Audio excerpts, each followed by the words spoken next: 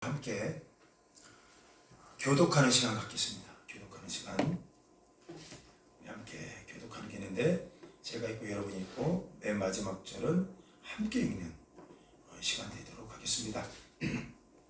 레위기서 18장입니다. 제가 먼저 읽겠습니다. 각 사람은 자기의 살붙이를 가까이 하여 그의 하체를 범하지 말라. 나는 여호와라. 내 어머니의 하체는 곧 내 아버지의 하체이니 너는 범하지 말라. 그는 내 어머니인즉 너는 그의 하체를 범하지 말지니라. 너는 내 아버지의 아내의 하체를 범하지 말라. 이는 내 아버지의 하체니라. 너는 내 자매 곧 내 아버지의 딸이나 내 어머니의 딸이나 집에서나 다른 곳에서 출생하였음을 막론하고 그들의 하체를 범하지 말지니라. 내 손녀나 내 외손녀의 하체를 범하지 말라. 이는 내 하체니라.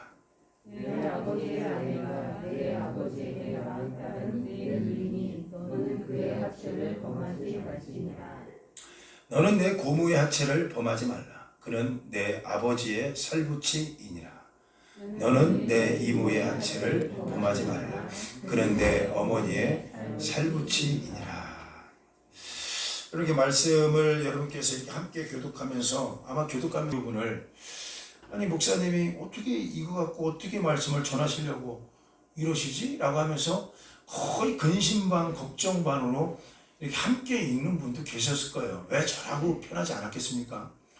그런데 저는 우리가 이제 매일 새벽 예배를 이렇게 드리면서 우리 교회에서도 마찬가지지만 드리면서 정해진 본문 갖고 우리가 드리잖아요. 매일 이렇게 생명의 생각하는 책을 가지고 이렇게 우리 계속 드려요. 그러다 보니까 장단점이 있더라고요. 장점은 뭐냐면 굳이 설교를 제가 고민할 필요가 없어요. 왜냐면 내일 새벽 예배가 이 말씀이지 그 말씀 정해져 있기 때문에 저는 이제 그 말씀 갖고 묵상만 하면 돼요. 일주일 내내 또 며칠 전부터 계속 묵상합니다. 그래서 그 말씀을 전하니까 제목은 정해지고 내용은 있어서 좋은데 때로 단점이라고 할 수 있는 바로 이런 부분이에요. 이런 부분. 이번 주 이렇게 말씀 묵상하다가 또 이 부분을 만났는데 내일 새벽 예배 나가서 어떻게 전하지? 우리 권사님들 앉아 계신데 어떻게 전하나? 좀 마음이 막 굉장히 무거웠어요. 그렇게 있다가 그래도 묵상해야 된다는 마음으로 묵상을 했어요. 그러다 보니까 주님이 주시는 게 있어요. 그래서 그렇지. 만약에 정해지지 않았다면 잘 보세요. 우리 말씀 훈련도 마찬가지예요, 여러분. 정해지지 않았다면 여러분 읽고 싶은 것만 읽어요. 그러면 성경이 골고루 균형 잡히게 우리를 성장시키지 않습니다. 성경 66권의 말씀은요, 참 목사님들이 가장 편안하게 말씀을 전할 수 있는 구절이 있다면 보면 저는 사복음서예요. 사복음서는요, 어떻게 건들더라도 묵상이 그냥 와닿아요. 예수님 얘기니까, 뭐가 기적 얘기니까. 그런데 중요한 거는 가장 힘든 거는 이런 말씀이에요. 레위기서 만들 때가 참 힘들어요. 특히 민수기서. 이스라엘 역사가 우리하고 무슨 상관이야? 이 생각이 들기도 하고. 특히 레위기서. 뭘 짐승 잡는 얘기가 그렇게 많이 나오는지. 우리하고는 너무 틀린 얘기 아닙니까? 그것도 몇천 년 전 얘기를 여기서 한다는 게 여러분한테 와닿아요? 그러니까 목사님들이 대부분 그래요. 레위기서만큼은 설교를 잘 안 하세요. 레위기서.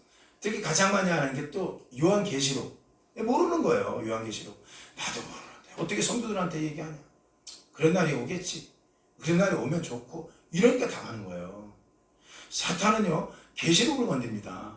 계시록을 건드려서 마지막 되어질 일들, 마지막 어떤 현상들을 그들은 막 오곡하니까 가르치고 우리는 오곡하는 거를 진리로 전해야 되니까 가르쳐야 돼요. 근데 목사님들이 계시록은 신비한 책으로 덮어둬요. 그리고 마치 계시록을 설교하려고 하면 이단 아니야? 이렇게 보는 분들도 계세요. 왜냐면 그들이 먼저 건드려 놨기 때문에 요한계시록을 얘기한다, 생명책을 얘기한다, 이러면 666 바꾸들 얘기한다. 그러면 이상한데 원래 그게 우리 거였어요.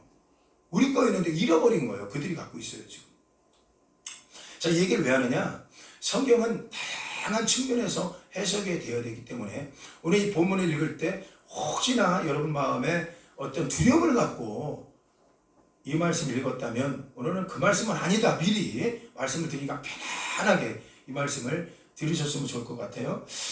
그러니까 이 성경이 참 우리에게 주는 게 있어서 유익하다라는 거야. 그렇지 않으면 이규 목사가 어떻게 레이기를 건드리겠어요? 만약에 새벽 예배면 저 달모금설 갖고 하고 있었을 거예요. 그런데 그대로 내가 하나님 말씀에 순종해보자 몇 년 동안. 그래서 계속 새벽 예배를 생명의 말씀으로 집 갖고 들어가니까 오히려 여러분 얼마나 유익이 있는지 몰라요. 정말 유익이 많더라고요. 그래서 이런 말씀 갖고도 쓰잖아요. 전 세계에 이 말씀 갖고 오늘 쓰는 목회자는 없을 거라고 전 봐요. 왜 그럴까요? 무슨 근친상간이 있겠어요 우리 안에. 우리 안에 무슨 근친상간이 있겠어요. 읽으면서 민망해 저도. 그러니까 여러분이나 오죽하겠습니까? 그런데 여러분 중요한 게 성경은 보는 눈이 있어야 돼요. 두 가지 눈으로 보셔야 이 말씀은 이 말씀이구나 라고 읽혀져요. 첫 번째 뭐냐면 문맥 상황으로 보는 눈이 있습니다. 성경은 문맥 상황은 뭐냐면 그 당시 왜 이렇게 얘기했지? 라고 보는 거예요. 그걸 문맥 상황으로 보는 눈으로 성경을 봐야 돼요. 이것 빠지면 이단됩니다. 그러니까 그래서 모든 걸 상황으로 봐야 되는 거야. 그 당시 이런 상황이 있었어요 라고. 그러니까 신학교에서 공부를 하셔야 돼요. 그런 분들이 풀어줘야 돼요 말씀은. 두 번째 뭐냐면 구속사적인 측면에서 보는 눈이 있어야 됩니다. 구속사. 하나 문맥과 구속사. 근데 문맥으로 본다면 역사서로 끝나요. 성경은. 그냥 이야기예요. 끝이에요. 어떤 감동도 없어요. 그런데 거기뿐만 아니라 구속사적인 측면에서 이 말씀이 씌워졌겠구나 보셔야지. 그게 이제 성령이 운행하는 거고 그게 온전한 예배입니다. 그게 성서의 올바른 해석이에요. 그러니까 오늘 말씀을 이스라엘에게 문맥상으로 보면 근친상간 금지 이거예요. 너희 아버지하고 관계 갖지 마. 죄송해요. 우리 딸이하고 참 민망한데. 너 엄마의 하체를 범하지 마. 너 또 간혹 그런 짐승 같은 사람이 있어. 간혹 1년에 한 번, 두 번 나오나 뉴스에 나오면 제가 막 자막 읽고 싶지도 않더라고. 의붓 아버지가 자기 딸. 뭐 이런 거 있잖아요. 이런 거. 얼마나 보기도 민망하고 며칠 동안 밥도 안 넘어가고 막 속이 니글니글 해갖고 이런 거 있잖아요. 이런 거. 그런 거를 근친상간 금지법이에요. 오늘 말씀이. 그래서 잘 보세요. 이스라엘이 근친상간을 그렇게 했을까요? 여러분 이스라엘이 거룩한 민족이에요. 그들의 공동체 의식이 엄청났고요. 그 안에서 구별된 사람들이었어요. 그러니까 여러분 이거를 뭘로 끌어와야 되냐면 하나님이 이스라엘에게 줬던 구속사의 의미로 이걸 깨달아야 되는 거예요. 그래서 이걸 오늘날 우리한테 가져와야 성경 올바르게 오늘 우리가 믿어야 되겠구나라는 거예요. 이걸 단지 근친상간으로만 본다면 현대인들에게 다소 무리가 있다고 제가 서두에 말씀드렸어요. 근친상간 해본 사람은 어떻게 한 명도 없어요. 우리는 일반인이라면 정상인이라면 뭐 정신이 나가지 않는 이상은 절대로 우리 근친상간 할 일이 없죠. 그러니까 참 민망한 질문을 던져요. 저는 참 민망합니다. 인생 살면서 근친상간의 경험은 아마 한 명도 없어요. 우리는 거의 없다고 봐야죠. 그렇다면 이 본문은 어떻게 봐야 되느냐? 다시 말씀드려요. 구속사적인 측면에서 들여다봐야 되는데 그러면 중요한 게 있어요. 구속사가 뭐냐라는 거예요. 구속사는 뭐냐면 다른 거 아니에요. 예수 그리스도에 대한 복음과 연결이 되는 게 구속사입니다. 성경을 보면 이건 예수 그리스도하고 연결이 돼야 돼요. 그래서 성경이 풀어져야 그렇구나 라고 우리 안에 와닿는 이게 구속사입니다. 구속이라는 게 예수 그리스도의 피로 구속한 거니까 항상 그분의 복음하고 연관이 돼야 되는 거예요.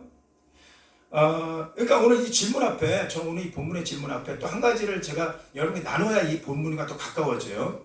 여러분 요한복음 2장에 물이 변하여 포도주가 되는 사건을 문맥으로 보면 그냥 예수님은 그냥 기적을 행하시는 분이야. 예수님은 물을 포도주로 바꾼 분이야. 이래서 문맥상으로 보면 대단한 분이야. 이렇게 봐요.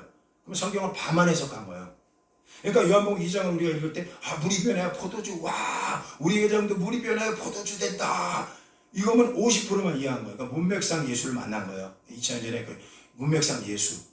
예수님이 왜 물이 변하여 포도주가 됐나를 건져내야 그건 구속사로 보는 거예요. 이제 예수님 왜 그렇게 하셨지? 그 집안에 들어가서 왜 그 잔치 집안에 들어가서 포도주가 떨어졌는데 왜 그런 기적을 베풀었지? 이것까지 발견해야 되는 거예요. 그 이유는 있더라고요.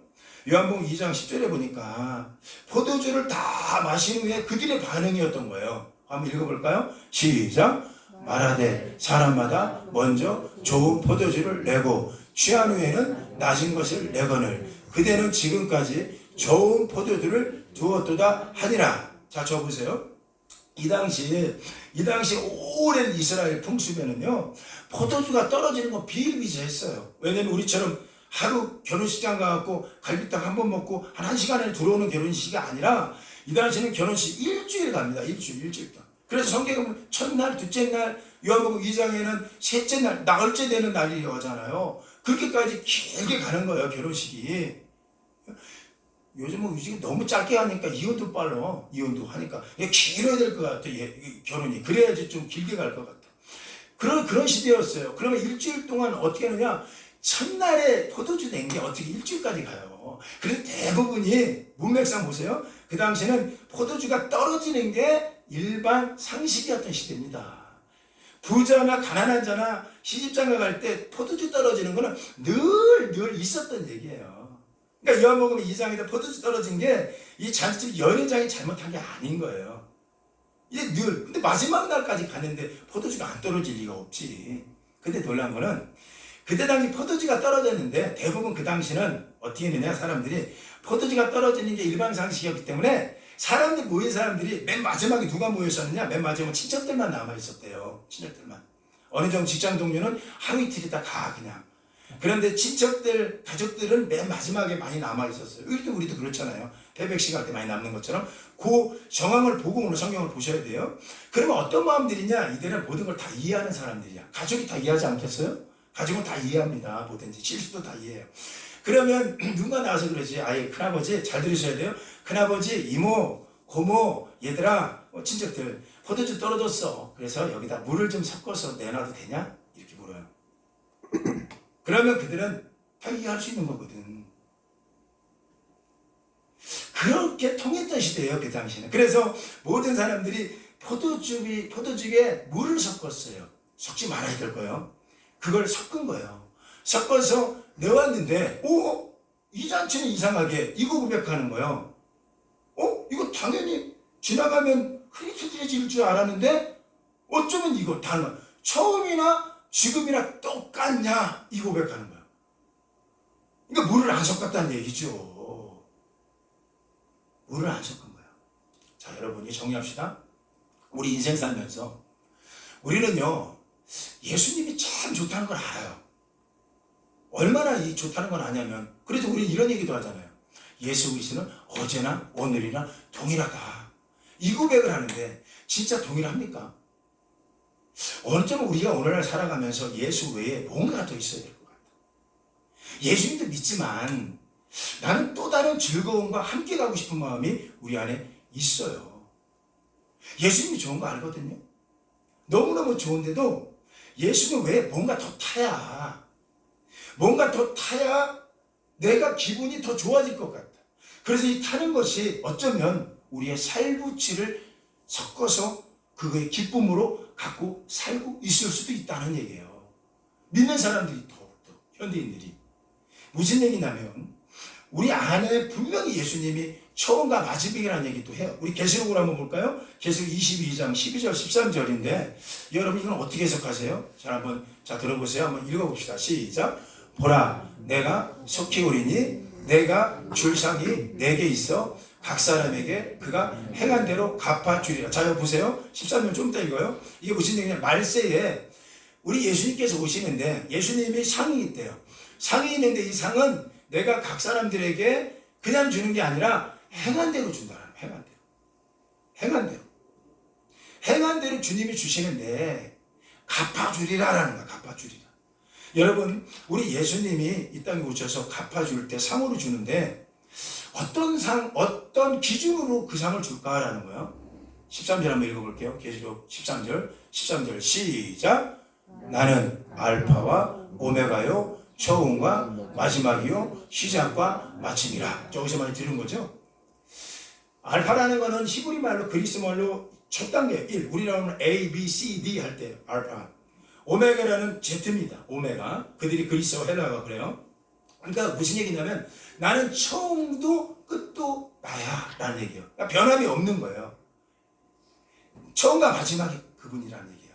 그러니까 이분은 중간에 변함이 없어. 그래서 이분한테 우리가 붙여주는 칭호 하나가 있잖아요. 신실하신 하나님. 이건 사람한테 못 붙인다고 했잖아요. 신실, 하나님한테 붙이는 건데 처음과 마지막이야. 그런데 놀라운 게 이분은 변함이 없는데 중요한 게 우리가 변해. 이분이 우리 입술로 얘기하잖아요. 그분은 처음이야. 마지막까지 그분은 안 변해. 그분은 정말 100%야. 100%. 100% 포도주야. 그분은 100% 말씀이야. 이 100%. 그런데 중요한 건 우리는 100% 말씀을 의지합니까? 때로는 그분 외에 다시 말씀 뭔가가 또 있어요. 그게 자녀를 통한 행복이 예수님 온전하게 100% 예수님만 행복했으면 좋겠는데 나는 예수님도 좋지만 내 자녀를 통한 기쁨도 있어야 돼요. 이렇게 해석을 오늘 하게 돼요. 오늘 본문은 문맥상 근칭상관으로 보지 않고요. 저는 다시 구속사적인 시각으로 다시 해석해 볼게요.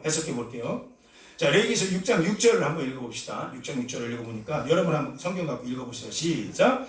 각 사람은 우리 갖고 18장 6절이요. 시작. 각 사람은 자기의 살부치를 가까이하여 그의 하체를 범하지 말라. 나는 여호와라. 자, 보세요, 여러분. 우리의 자기의 살부치라고 그랬어요. 위로가 되죠. 때로는 우리 자녀의 성공이 이 부모로서 기쁨을 만들어주기도 해요. 그래서 오늘 우리는 영적인 거예요. 잘 보세요. 자녀의 하체를 범하고 싶은 거예요. 왜요? 나한테 기쁨을 주거든요. 근데 성경은 혼합하지 말라고 했어요. 성경은 섞지 말라고 했어요. 특별히 이건 영적 구속사로 봐야 되는 거예요. 자녀의 살을 섞어서 내가 행복하고 싶다. 여러분 왜 없겠어요? 각 사람 마음에 다 있지. 제가 좀 이따 쭉쭉쭉 얘기하겠지만 다 있더라고요. 그런 시각으로 보는 거예요. 우리가 자녀를 기대면서 그에게 기대하는 부모들 없어요. 저도 있어요. 왜 없겠어요? 우리 다 있습니다. 자녀의 성공이 내 성공이거든. 그래서 어쩌면 그에게 너무 희망과 기쁨을 거는 부모들이 있습니다. 근데 나쁜 건 아닌데 이 현대인들이 가진 이 고질적인, 저는 이렇게 표현할게요. 인위적인 기쁨이 있어요. 인위적인 거. 기쁨은 예수님 그분으로 통한 기쁨이 있어야 되는데 그분으로 불만족한 게 있는 것 같아요. 그래서 오늘 나는 당신 하나로 충분하지 않아요. 이거예요. 내 물 좀 타고 싶어요. 이거라니까요, 지금. 당신 한 분만으로 알아. 당신 진리인 거 아는데 내 현실은 아니에요. 현실은 내 자녀를 통하여 내가 민망해요. 어째 영적으로 보면 여러분 오해 안 하겠죠? 살을 붙이고 싶어요. 그래서 내가 기쁨이 좀 있고 싶어요. 라는 거예요. 이게 인위적인 기쁨이죠. 자녀가 있으면 얼마나 좋아요. 근데 그의 성공이 때로는 내 기쁨이 될 것처럼 착각하는 거예요. 오늘 우리가 그래요. 그래 잠언서 23장에 보니까 어떤 말씀이 있냐면 잘 들으세요. 징계가 재앙이 너희에게 있느니, 이게 잠언서예요. 잠언서 지혜서입니다. 어떤 사람이 재앙을 받을까요? 재앙이 너희에게 있느니 이겁니다. 술 취해서 혼합술을 찾아다니는 너희에게 재앙이 따른다라는 거예요. 이거 영적으로 보셔야 돼요. 혼합술을 얘기하고 있어요. 계속 혼합술. 혼합술은 뭐냐면 술이 있어. 좋은 술이 100% 있어. 좋은 게 포도주 100% 있어. 있는데 여기다 물을 섞고 싶은 거예요. 지금 내 마음에. 우리 한때는 어땠어요? 예수님 한 분이면 충분하다고 고백했어요. 그게 제 목회의 철학이에요. 지금도. 그런데 제가 흔들려요. 왜? 예수님 한 분이면 충분한데 때로는 지금 여기에 제 가족이 있어야 돼요. 이게 저한테 살붙이라니까요.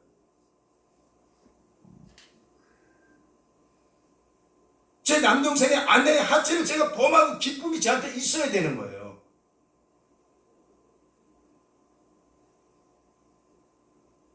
여러분한테는 없습니까? 자녀에 대한 거. 어떤 사람은 부모에 대한 애착이 너무 커요. 이 부모의 하체를 이제 범하는 건데 부모가 모든 걸 해준다고 그래요. 해주기 때문에 온통 옛날 지금 이 단어 안 쓰는데 마마보이 엄마가 없으면 안 돼. 이 친구는 다 엄마가 해줘야 돼. 집도 사줘야 되고 뭐도 해줘야 되고 다 해줘야 돼. 그러니까 이 친구는 살면서 그 기쁨으로 누가 찾아요? 엄마 하체에 범하는 거야. 거기 붙어갖고 사는 거야. 그래서 그거를 범하면서 기쁨을 찾는 거야. 어머니가 참 하체 범한 거야. 좀 더 확대를 좀 해볼까요? 제가 뭐 TV 채널에서 유명 코미디언이에요. 제가 상당히 좋아하는 분인데 유명 코미디언의 딸 이야기가 나오더라고요. 잠깐 내가 봤어요. 보면서 제가 이 말씀을 준비하면서 세상이 좀 그럴 수도 있다라는 생각을 더 하게 되는데 이 코미디언은 딸이 너무 외주중지해. 딸이 외동딸 하나가 있나 봐요. 근데 외주중지해. 어릴 때부터 그 아이를 너무너무 예쁘게 키운 것 같아요. 또 뭐 대형 코미디언이니까 얼마나 또 부하게 그 아이를 길렀겠어요. 그런데 이 아빠인 그가 이제 아이에게 다 쏟았는데 이 엄청난 애착이 들어갔겠죠. 그런데 예비 사위를 만났나 봐요. 이게 뭐 그런 프로그램 같아요. 예비 사위를 만나고 인사를 왔는데 이 코미디언이 눈길도 안 마주쳐. 예비 사위가 질투감이 드는 거야. 질투감이. 내가 내 딸을 빼앗긴다. 이런 마음이 드나 봐요. 그러면서 이 친구 예비 사위에 대한 이 경쟁 의식인가? 뭐 이런 게 막 비춰지더라고. 그거 보면서 그럴 수도 있겠다 생각을 했습니다. 얼마나 딸을 사랑하는지 정말 불처럼 질투감이 일어납니다. 쳐다도 안 보고 싸우고 막 이래요. 뭐 그러려고 그려졌겠지만 재밌게 하려고도 했겠지만 그 안에 분명히 저는 그 사람의 성향이 있다고 지금 봐요. 자, 무슨 얘기냐면 우리의 기쁨이 뭘까 이렇게 물어봤을 때 그 코미디언은 딸이었던 것 같아. 딸. 내가 얘를 어떻게 키웠는데. 차이가 마음에 안 들 수도 있겠죠. 뭔가 어떻게 키웠는데 내가 얘가 이런 애한테 내가 보내야 되냐. 그게 지금 뭐하고 있는 거야? 오늘 하지 말라는 거 하고 있잖아. 네 딸의 하체를 범하지 마라. 하체를 통하여 기쁨을 누리지 마라. 살붙이 혼합하지 마라. 왜 그럴까요? 가족은요 위로에 대해서이 될까라는 거야. 잠깐 기대도 제가 느끼는 건 절대 위로 대상 안 돼. 저를 목회하면서 이런 생각. 제가 몇 번 얘기도 했어요. 이게 제가 진짜 본심이 아니라고 볼. 어떤 분이 이런 생각. 저렇게 하면 죽을걸? 죽으니까 나는 어쩔 수 없이. 이게 아니라 진짜 우리가 하나님 말씀을 안다면 이건 그냥 무작정 죽음을 향해서 뛰어드는 어떤 불나방 같은 이런 인생이 아니라 전 정말 죄송하네요. 하나님 믿어지는 거예요. 여기서. 예, 희망 고문을 하는 것도 아니고 그냥 믿어줘요. 여기서. 그래서 하나님 하고 찾는 거지만 이건 다른 영역의 세계니까 그러면서도 보여지는 저의 살부치에 대한 이런 기대가 왜 없었겠냐는 거예요. 제 안에.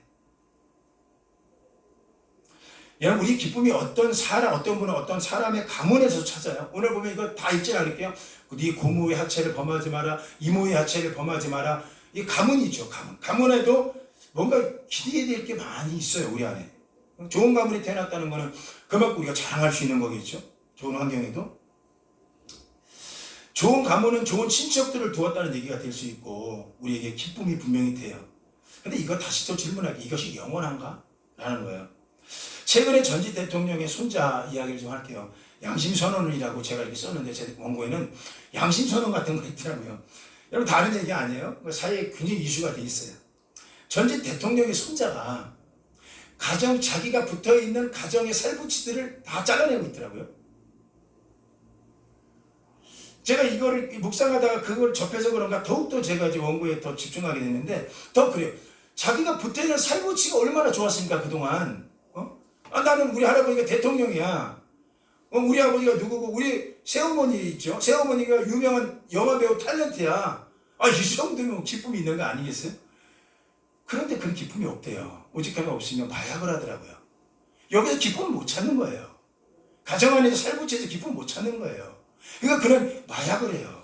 마약도 전 세계가 보는 사람들 앞에서 다 하잖아요. 나 잡아가세요. 얼마나 힘들었으면. 그리고 그게 광주에 내려가서 우리 할아버지는 살인합니다라고 양심선언까지 해요. 그 집안은 난리가 났죠. 저런 살부치가 있었나. 거의 뭐.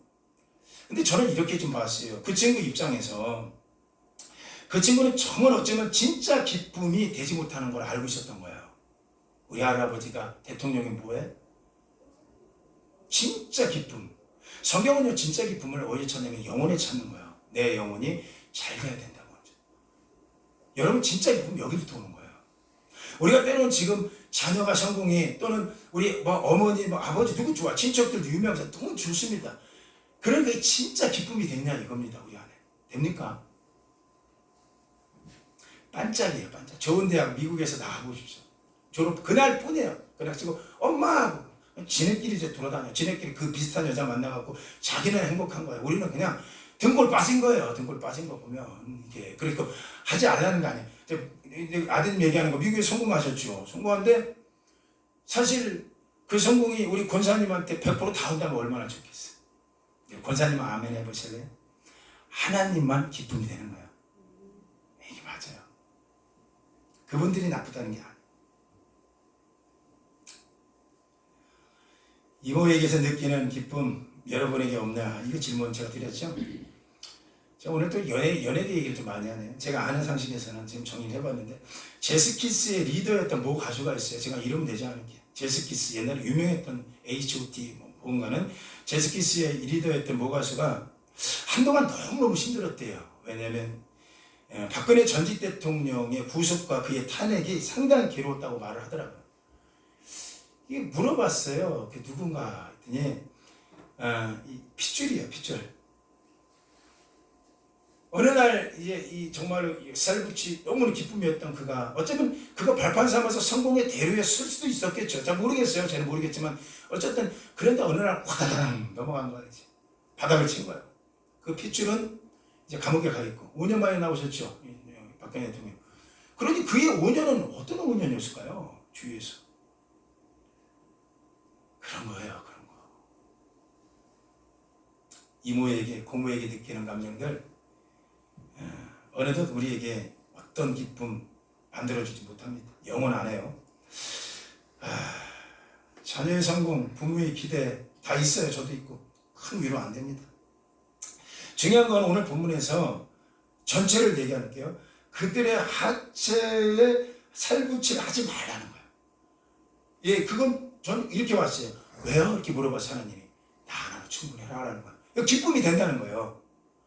제가 얼마나 운지 몰라요. 저만 운 게 아니에요. 같이 울었던 분들이 계세요. 제가 이번 주 화요일 날에 제가 이제 이렇게 주보에는 나와 있지만 갑자기 연락이 와갖고 며칠 전에 그 전주에 제가 이제 중학년에 그 임원단들이죠. 청장년 임원단을 쭉 있는 부부들도 많이 왔더라고요. 거기 말씀을 전해달라고 연락이 와서 주일날 지나서 연락이 왔기 때문에 주보에는 제가 방금 못 해드렸는데 갔어요. 와, 가서 말씀을 전하는데 성령께서 자꾸 어떤 말씀을 이렇게 주는지 제 마음에 딱 한 말씀 주셨어요. 로마서 6장 16절인데 아마 여러분도 아는 말씀이에요.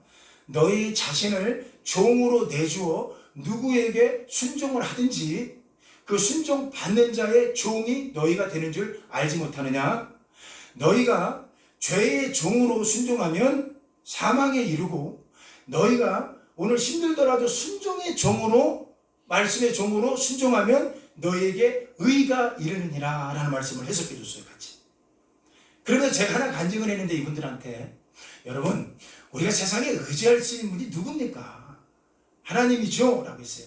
그리고 제가 이런 얘기를 하면서 하나 간증을 했어요. 여러분 다 아는 간증이에요. 아마 여러분한테는 식상할 수 있지만 그분들한테는 큰 은혜가 된 간증 하나가 있었어요. 그 뭐냐면 제가 송파에 2층 카센터 2층에서 개척하고 있을 때 금요철화 때 아마 그때 뭐 권사님들 계셨지만 오시는 분이 외부에서 오시는 분들이 상당히 많았죠. 우리 교인보다. 왜냐하면 그분들이 목적은 병 고치러 왔었어요. 병 고치. 왜냐하면 저 전도사님 손대고 기도하면 문이 떠지고 안진병이 일어나고 얼마나 많은 거 거기서 봤습니까? 우리가 봤기 때문에 방언도 막 터지고 그래서 우리 교인들보다 외부에서 온 분들이 상당히 많았잖아요. 목적은 딱 하나예요. 거기 그 전도사한테 손 안수 받으면 방언을 받는다더라, 병 고침을 받는다더라. 그래서 그때 당시 우리 그 집사님들 목에 있는 그 암도 사라지기도 하고 또 방언 받는 건 비일비재했고 다 대부분 방언을 받고 외부산도 오고. 근데 가장 기억에 남는 거. 제가 여러분들 얘기하는 것처럼 감리교 신학대학교에 이 준회원으로 이제 우리가 이제 제가 정의원되려면 이제 과정에서 논문을 쓰는데 우리 친구 목사님하고 저하고 감리교 신학대학교 가고 논문을 쓰고 딱 내려오다가 감리교 신학대학교 백준영 기장관에서 어느 여자를 만났다고 했잖아요. 여자아이를. 근데 딱 옆에 지나가는데 성령이 저한테만 들리길래 이 아이 아프다. 이 말씀 들렸고 저는 하나님 말씀을 순종하지 않아서 받는 해를 많이 경험했기 때문에 무조건 주님의 말씀이 이 안에 있으면 난 순종해야겠다라는 걸 살아왔고 그리고 그때도 이 아이 아프다는 얘기에 그냥 지나갈까 하다가 모르는 여자인데 아프다는데 성령은 그런데 제가 들려지는 말씀에 불순종을 한 경우가 많았는데 불순종하고 화가 저한테 오더라고요. 사도 바울 목사님처럼 이 안에 오늘 어떤 마음이 감동이 오는데 순종하지 않으니까 사도 바울이 화가 나한테 있다고 할 정도. 그건 내가 경험했잖아요. 지나가다가 이러면 안 되겠다 해갖고 멈췄잖아요. 잠깐 학생 멈춰요. 딱 멈춰. 여자분이요. 저도 모르게 성령께서 친구분이 아프답니다. 이러고 제가 명함을 주고 제 송파의 조그만 교회 개척 전도사 그때 목사 안수도 아니었죠. 전도사인데 하나님이 고친답니다. 유성이 정신 나간 얘기를 한 거예요. 거기서 처음 보는 여자한테. 그런데 이 아이한테 그리고 갔어. 그런데 며칠 있다가 어떤 중년의 후에 어머니한테 전화가 왔는데 저한테 거기 혹시 신나는 교회 맞아요 하는 순간부터 내가 큰 실수했나 보다. 저를 미친 사람으로 봤을 거 아니에요. 그리고 예 맞습니다 하고 이제 제가 얘기를 하려고 하는데 갑자기 울면서 우리 아이 아픔을 어떻게 아세요? 막 울면서 그러면서 하는 얘기가 자기 딸이 날 때부터 이 뭡니까 이 당뇨 날 때부터 당뇨 환자로 나와갖고 이 뇌하수체인가 뭔가 다 깨져갖고 눈이 다 멀었대. 앞에 안 보인다는 거야.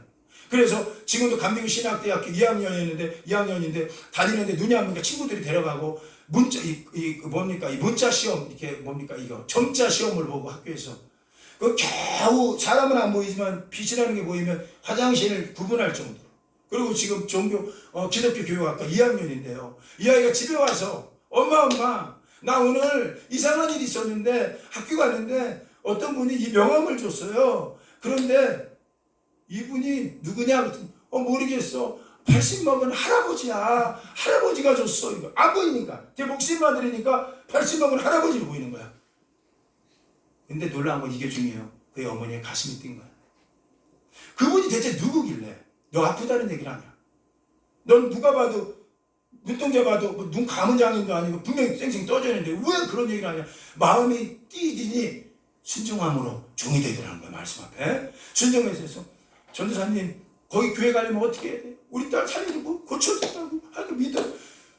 죄가 우리 교회 이렇게 크면 제가 자랑할 수 있지. 그 당시 세상에 조그만 가정자 2층에 좌석 해봐야 20개 앉아있으니까 조그만 이분이 시흥에서 한겨울에 버스를 2번 갈아타고 사당에 와서 지하철 타고 잠실에 와서 또 갈아타고 8호선 타고 송파역에 들어와갖고 또 중대초등학교에서 이 아이 막 눈 안 보이니까 같이 대고 빙판길을 걸어 눈이 오면 대고 비가 교회 왔잖아요. 여러분 증인 아닙니까? 금요철에 오셨던 분 기억나세요? 거기서 앉아. 근데 놀랍죠. 3주가 지났는데 제 가슴이 뛰는 거예요. 하나님 이 아이 고친다. 그 아이 그날 불러냈고 제가 그대로 여기 하나님이 고친답니다. 하나님이 여러분 고친답니다. 할 때 우리 교회 그 남자 집사님 나와서 기도받았던 내 그때도 기억이 나. 그분이 그 치료받아. 방언을 받아. 뿐만 아니라 이 아이의 엄마가 나오는 거야. 진짜. 근데 이 아이의 엄마가 다니는 곳이 시흥의 신천감리교회라고 수천 명 모이는 교회를 다니는데 이 조그만 교회 가서 뭐가 선한 것이 나오겠다. 그런데 여러분 이거 아세요? 예수님이 한 분이면 충분하다는 게 그 안에 그분을 장악하고 있었다는 거예요. 저를 안 본 거라고 이기훈 전도사를. 예수님 한 분이면 충분해. 저분이 전하는 복음이면 충분해. 이러고 나왔어. 근데 그 다음부터 제가 감당이 안 돼. 왜냐면 저는 안진뱅이를 일으켜보고 기도해서 그런 경험은 저도 있었지만 귀신을 수없이 쫓아보고 그런 경험이 있었지만 장님을 눈뜨게 한 건 없었어요. 그건 예수님만 하는 거잖아요. 저는 없어요. 그 다음부터 제가 뛰는 거야. 나는 장님을 한 번도 눈뜨게 한 적이 없는데 방언을 받게 하면 어떻게 한번 해보겠는데 장님이 눈뜬 거는 저는 나는 정말 한 번도 해본 적이 없는데 그때 성령께서 너는 순종 안 하냐? 저 아이는 순종하는데 말씀 앞에 예수 한 분이면 충분하다. 그 다음부터 이제 저는 이제 맡긴 거야. 그리고 대놓고 나사렛 예수 그리스도 이름으로 명한다. 나사렛 예수 이름으로 명한다. 예수 이름으로 명한다. 이 아이 눈 시신경을 잡고 있는 어둠의 세력은 지금 나갈 지어다 라고 기도했고 이내 그 아이는 작은 목소리로 아멘. 그 다음부터 다시 손 띈 다음에 그 아이한테 물었죠. 야 뭐가 보이냐? 왜 그 성경에 나오니까 예수님이 장님 뭐가 보이냐고. 저 예수의 종이니까 하나의 종이니까 똑같이 해야지. 뭐가 보이냐? 이렇게 물어봤어요. 그럴 때 이 아이가 했던 얘기 보더니 코가 커요. 할렐루야. 코가 크대요. 코가. 그전에 코가 클 정도로 봤으면 저는 할아버지로 봤겠냐고. 아무것도 안 보이는 아이가 그 믿음이 엄마와 함께하는 믿음이 예수 한 분이면 충분해. 예수님이 널 고칠 거야. 다른 분은 이 땅에 정말 어떤 이름을 준 적이 없어. 오직 예수 이름이 고칠 거야 라고 왔던 그 믿음대로 너희 자신을 종으로 내줘야 돼. 오늘 우리도 종으로. 자꾸 우리가 주인 돼 있어. 말씀을 받아도 내가 해석해. 말씀을 받아도 저 사람 이야기지. 그 말씀이 나한테 안 와. 그러니까 종으로만 맞는 거야. 주인이 돼버린 거야. 요한복음 2장에 예수님이 물이 변할 포도주는요, 너는 종이 돼야 된다는 얘기예요. 예수님을 주인으로 초청하는 거예요. 이제 주인만 물에 채워라라고 명령할 수 있었거든. 여러분 안에는 예수님이 누군가 물으셔야 돼. 그분은 종으로 왔어요. 종으로 전파는 너희가 누구 자신을 종으로 들여서 누구에게든지 순종하든, 아멘, 크게 해봐요. 순종 받는 자의 종이 되느니라. 이걸 내가 설교했지. 이 중앙위원회 이 많은 집사님들, 권사님들, 이 막 큰 교회들 앉아있었던 무슨 그리고 내가 그랬어요. 오늘 하나님이 치료하십니다. 오늘 여러분의 우울감도 치료하고요. 하나님이 오늘 여러분의 그 종교 모습을 기뻐합니다. 다 앞으로 이렇게 나오십시오. 다 나와. 앞으로. 기도했어. 뜨겁게. 부부가 손잡고 기도. 이제는 남편을 그렇게 믿는 게 아니에요. 이제 부인을 그렇게 의지하는 게 아니에요. 이제 가정에 누구 의지하는 게 아니에요. 있어요, 진짜로. 막 부부 그들이 막 하나님을 의지하고 다 안수했어요. 통곡이 터지는. 제가 근래에 그렇게 하나님이 은혜를 준 거 제가 처음 경험했어요. 이분들은 지금 자그만 교회 목사로 보지 않고 하나님의 종으로 보고 있구나. 그래서 그 종의 말씀을 하나님 말씀으로 순종하는 거예요. 이게 기적입니다. 놀라운 거는 쫙 받았어. 로고스의 말씀이 레마로 오는 거야, 레마. 들려지는 말씀이 오늘 나를 자극하는 거야, 나를 자극하는 거야. 이 말씀 갖고 살아가리. 이 말씀 갖고.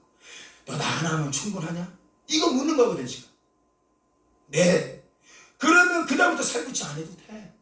사람 인생, 사람 안 쫓아다녀도 돼. 그 사람 머리 기웃기웃 안 해도 돼. 그 자녀 때문에 내가 대신 성공, 필요 없어. 하나님 한 분이면 충분하다라는 고백. 이게 바로 영적 근친상간을 안 하는 거야. 옆 사람하고 얘기하세요. 당신은 이제부터 나와 남입니다. 시작. 당신은 이제 나와 남입니다. 그때 붙드는 게 누구요? 하나님이에요. 아브라함이 롯과 헤어질 때 기억나시죠? 롯은 그 좋은 땅을 갖고 갔어요. 아브라함이 아프었던 건 그 좋은 땅을 가져가서 아픈 게 아니에요. 그렇게 의지했던 살부치가 그를 떠나갈 때 가슴이 너무 아팠거든. 그게 위로였거든. 그의 형도 죽었고 다 죽었기 때문에 그의 살부치는 내 새끼였거든. 그런데 그 롯이 자기를 떠나갔어. 그러니까 모든 게 다 잃어버렸어. 나 모든 건 포기해야 돼. 나는 내 모든 사역은 포기해야 돼. 나 모든 건 다 내려놔야 했을 그때 우리 하나님께서 뭐라고 하세요? 아브라함아, 너는 눈을 들어 동서남북을 바라보라. 이게 마음에 오는 거예요. 하나님만 보라는 거야. 하나님이 여러분의 영원한 살부침을 고백하길 예수 이름으로 축원합니다. 할렐루야. 하나님께 감사합니다. 하나님 감사합니다. 하나님만 바라보겠습니다.